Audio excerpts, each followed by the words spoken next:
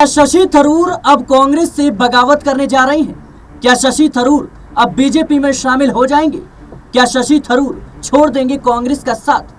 जी हां, ऑपरेशन सिंदूर पर दुनिया को भारत का पक्ष बताने के लिए बनाई गई एक खास प्रतिनिधि मंडल और सबसे चौंकाने वाला नाम कांग्रेस के सीनियर सांसद शशि थरूर का।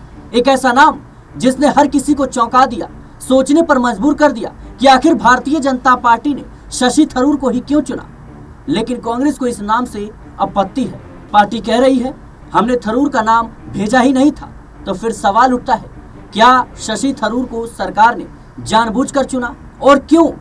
असल में ये कहानी सिर्फ भेजने की नहीं है, ये कहानी है अंदरूनी राजनीति की, सत्ता की तरफ बढ़ते कदमों की और कांग्रेस की दरकती दीवारों की।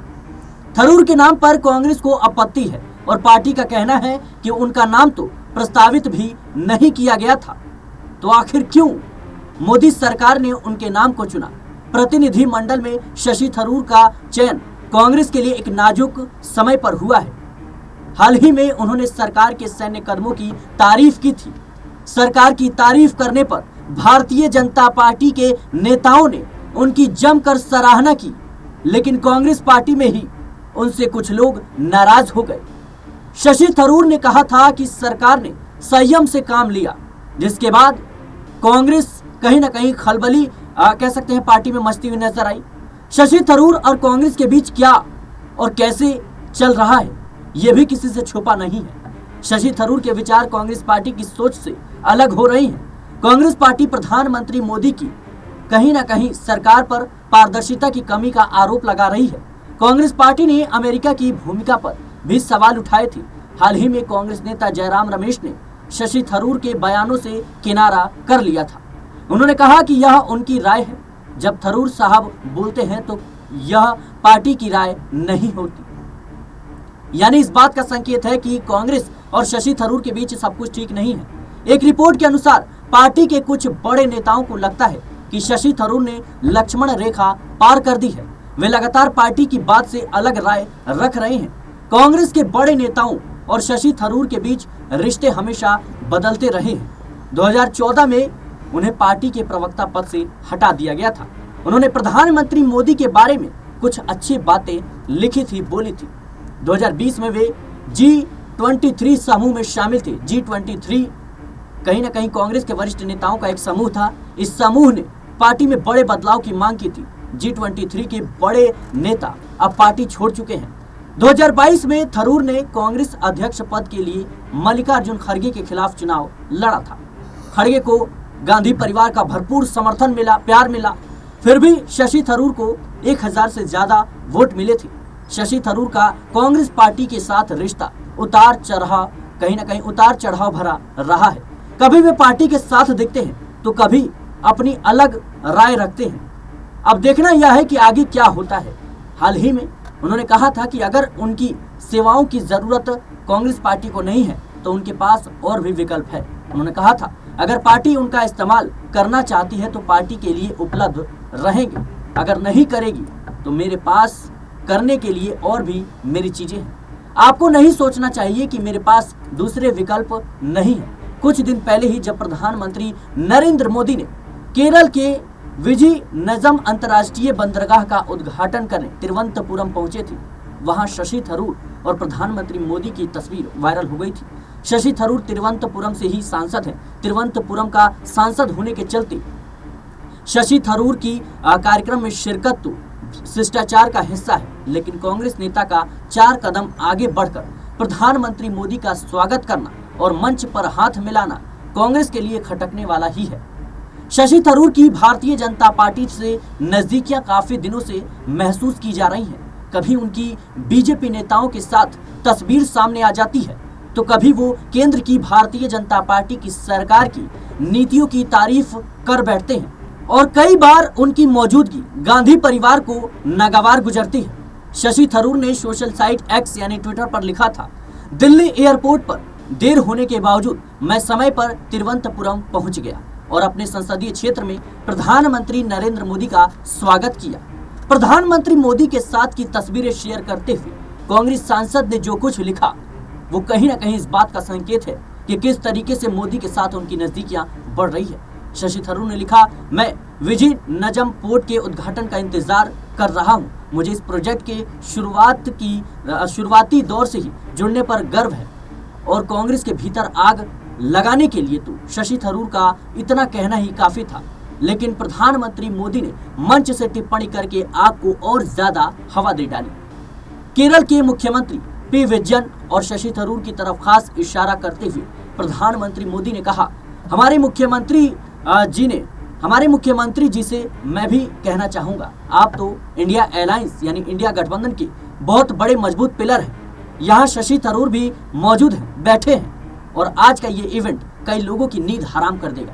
यानी प्रधानमंत्री मोदी की तरफ से इंडिया गठबंधन के तमाम दलों को चेतावनी देने का काम किया गया। मोदी ने किसी का नाम तो नहीं लिया, लेकिन उनका इशारा राहुल गांधी ही कहीं ना कहीं थे। शशि थरूर 2009 से ही तिरुवनंतपुरम से कांग्रेस के सांसद हैं और 2024 के लोकसभा चुनाव में शशि थरूर ने बीजेपी के राजीव चंद्रशेखर को हराया था। बाद में बीजेपी ने राजीव चंद्रशेखर को केरल बीजेपी की कमान सौंप दी। बीजेपी के दो नेताओं के साथ शशि थरूर की तस्वीरें सोशल मीडिया पर कई बार आ चुकी हैं, जिसके बाद कहीं ना कहीं कांग्रेस में खलबली मच गई। केंद्रीय मंत्री पीयूष गोयल के साथ वाली तस्वीर तो शशि थरूर ने खुद शेयर की थी, लेकिन दूसरी तस्वीर बीजेपी नेता बैजयंत जे पांडा ने की थी।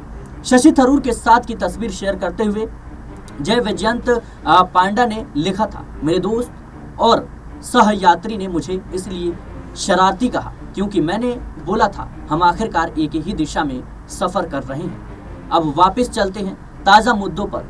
दरअसल कांग्रेस नेता जयराम रमेश ने खुलासा किया है कि केंद्र के राजनयिक संपर्क प्रतिनिधिमंडल का नेतृत्व करने के लिए चुने गए कांग्रेस सांसद शशि थरूर की सिफारिश पार्टी ने नहीं की थी, यानी पार्टी ने शशि थरूर का नाम नहीं दिया था। शनिवार को केंद्र द्वारा सर्वदलीय प्रतिनिधि मंडल के लिए 7 सांसदों के नामों की घोषणा के बाद कांग्रेस सांसद जयराम रमेश ने उन सांसदों के नाम का खुलासा किया जिनकी सिफारिशें पार्टी ने खुद की थी, पार्टी ने पहल की थी। कल 16 मई को दोपहर तक लोकसभा में विपक्ष के नेता ने संसदीय कार्य मंत्री को पत्र लिखकर कांग्रेस की ओर से आनंद शर्मा, गौरव गोगोई और डॉक्टर सैयद नासिर हुसैन और राजा बरार के नाम दिए, लेकिन केंद्र ने इन चारों नाम को छोड़कर शशि थरूर पर विश्वास जताया। कांग्रेस सांसद शशि थरूर ने ऑपरेशन सिंदूर की जानकारी पूरी दुनिया को देने वाले प्रतिनिधि मंडल का मेंबर बनाए जाने पर केंद्र सरकार को शुक्रिया कहा है। थरूर का बयान भी सामने आया।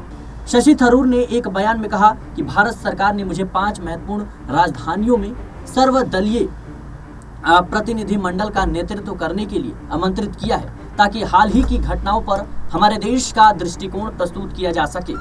मैं इससे सम्मानित महसूस कर रहा हूं।